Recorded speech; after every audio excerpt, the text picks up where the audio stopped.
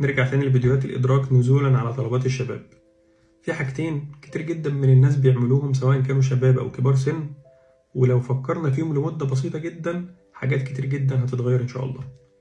أول حاجة، ليه لما حد بيرفضك وبعد كده ربنا سبحانه وتعالى يفتح عليك كل اللي بيكون شغلك إنك ترجع تاني وتصرف كل اللي تعبت فيه على نفس الشخص؟ بتحاول تثبت إيه لمين؟ القاعدة بسيطة جدا وكتير جدا من الناس عارفينها وحافظينها، لكن للأسف قليلين جدا اللي بيعملوا بيها. اللي ما جربش معاك التعب والاحتياج ما ينفعش يجرب معاك اللذة والراحة. قاعدة بسيطة جدا، مش عاوز تصدقها ليه؟ لازم يعني تلاقيها مكتوبة على جدار في معبد أو على مسلة علشان تصدقها.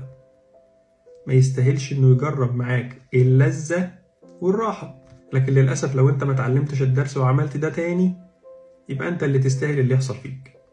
السؤال هنا، حصل ولا ما حصلش؟ الحاجة التانية، لما يجي إنسان يقول فيك حاجة مزعلاك، أنت عارف إنها مش موجودة وزعلان من كلامه، ورديت عليه قلت له كلامك ده ولا يفرق معايا أصلا. طيب أنت لما رديت عليه وقلت له كلامك ولا يفرق معايا أصلا، بتعيش ليه نص عمرك بتحاول تثبت عكس اللي قاله، ودايما طول الوقت مشغول إزاي تقدر تخرج كلامه من دماغك؟ بتحاول تثبت إيه لمين؟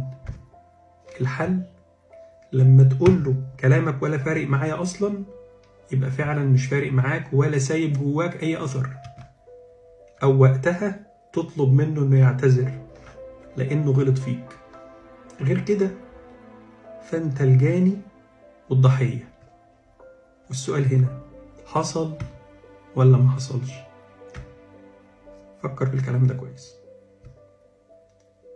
سلام.